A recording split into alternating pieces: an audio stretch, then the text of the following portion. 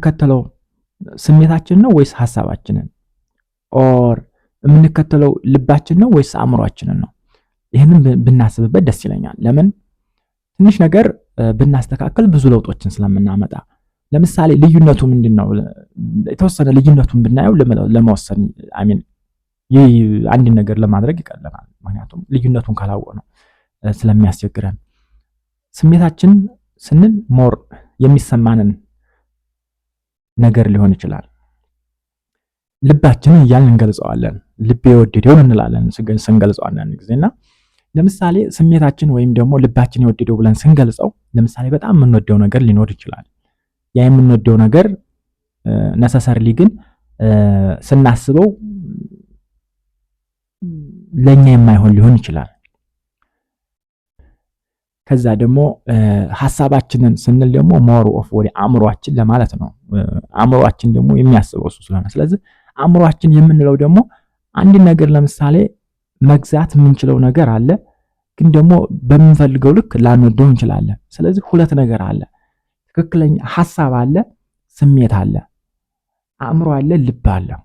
ስለዚህ ሐሳብ ስንል ለምሳሌ አሁን ውስጣችን የሚወደው ነገር አለ፣ ግን ደግሞ ያን ነገር ማሳካት ላንችል እንችላለን። አእምሮአችን ምን ይላል እዛ ላይ? አይ ነው ይሄ ለአንተ አቅም አይመጥንም። ምክንያቱም ለምሳሌ እኔ ኢኮኖሚካሊ አፎርድ ማድረግ የማልችል አይነት ሰው ልሆን እችላለሁ። ወይም ደግሞ አንድ ነገር ለመግዛት እንበልና መኪና ከሆነ መኪና ለመግዛት አቅሙ ከሌለኝ ውስጤ በስማም ይቺ መኪና በጣም ደስ ትላለች ምናምን እያለ ይነግረኛል ስለ አንድ የሆነች መኪና ሞዴል። አእምሮዬ ደግሞ አይ ይሄን እንኳን አትችልም፣ ይሄን እንኳን ባትችል እንኳን ጀስት ሞተር እቺኛዋ ሞተር ምርጥ ሞተር ናት ግዛ ይለኛል። አእምሮዬ ነው እንግዲህ ከአሜ ጋር እያገናዘበ በእውነተኛው ዓለም ካለው ከእውነት ጋር እና ካለኝ ነገር ጋር እያገናዘበ ውስጤ ደግሞ አይ ነው እቺኛዋን ሞተሯን ግዛ ይችላል። እኔ አሁን ለምሳሌ ወይ ሞተር ኦር መኪና ኦር ብቻ የሆነ መንቀሳቀሻ ለመግዛት ብፈልግ ስለዚህ ውስጤ የሚወዳትና በጣም ውስጤ ኦብሰስድ የሆነባት የሆነች መኪና ሞዴል አለች። ዘንድ ደግሞ እዚጋ ደግሞ በጣም ቆንጆ ሞተር አለ እኔ አፎርድ ማድረግ ወይም ደግሞ አቅም ኑሮይ ልገዛው የምችለው። ስለዚህ ውስጤ ለሁለት ይከፈላል ማለት ነው።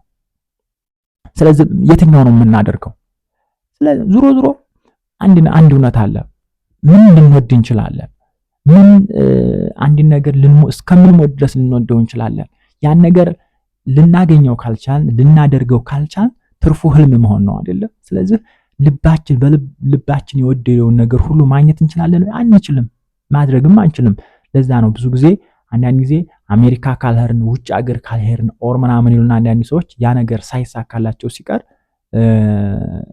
በጣም ውስጣቸው ይሰበራል። ኦር ደግሞ የሆነ አንድ ነገር ማድረግ እንበልና ለምሳሌ ባል ያላት ሴት በጣም እንወድና ከዛ በኋላ እንበልና ማግባቷን ሳናቅ ኦር ጓደኛ እንዲያናሰላቅ በጣም እንወዳታለን። ከዛ ጓደኛ እንዳላት ስናውቅ ከዛ ከባሏ ጋር ጭራሽ ጠብ እንገባለን። ከዛ በኋላ እስከ መገዳደል ምናምን እንደርሳለን።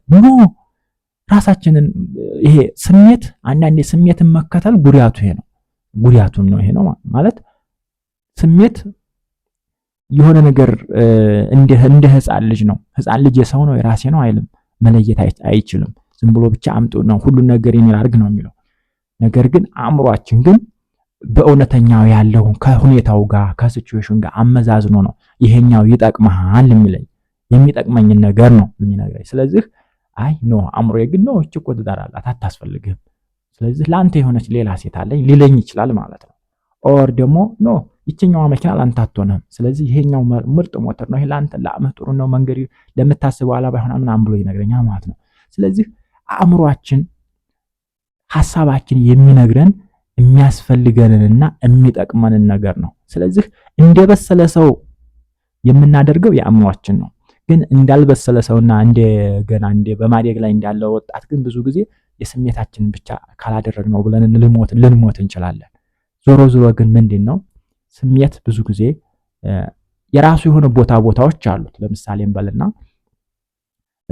እንበልና ለምሳሌ ዩኒቨርሲቲ ለመግባት ፈለክ እንበል ዲፓርትመንት ምረጥ ብትባል አንተ የምትፈልገው ዲፓርትመንት መግባት ለምሳሌ ውስጥ በጣም የሚወደው ከልጅነት ጀምሮ በጣም የሚወደው የሆነ ዲፓርትመንት ካለ እዛ መብረጥ ትችላለህ። ይሄ ትክክለኛው ቦታ ነው የሚሆነው። ምክንያቱም በትክክለኛው ቦታ በትክክለኛው ሰዓት ሲሆን ውስጣችን የሚወደውን ነገር መከተል በጣም ያስደስታል። ነገር ግን ያለ ቦታው ሲሆን ደግሞ ካልሆነ ቦታ ያደርሳል። ግን ከሁሉም በላይ ግን ብዙ ጊዜ አእምሯችን የሚያስበው ለኛ የሚጠቅመንን ላለንበት ሁኔታ የሚያስፈልገውን ስለሆነ አእምሯችንን መከተል ይጠቅመናል። ጥሩ ሐሳብ እስካሰብን ድረስ ማለት ነው። ይሄን ለማለት ያክል ነው። ምን ትላላችሁ እናንተስ? ስላዳመጣችሁኝ አመሰግናለሁ። መልካም ቀን። ላይክ፣ ሰብስክራይብ፣ ሼር ብታደርጉ በጣም የሚመከር ነው የሚሆነው። መልካም ቀን።